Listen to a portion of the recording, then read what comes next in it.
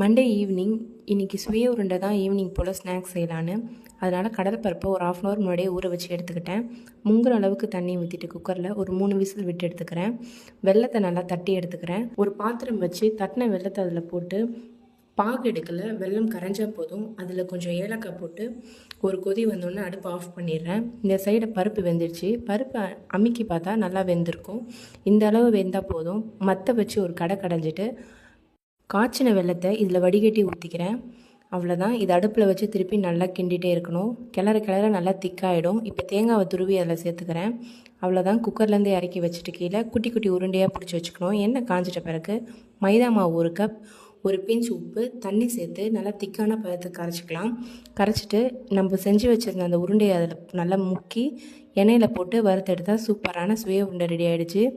இதை நீங்களும் ட்ரை பண்ணி பாருங்கள். செம்ம டேஸ்ட்டாக இருக்கும்.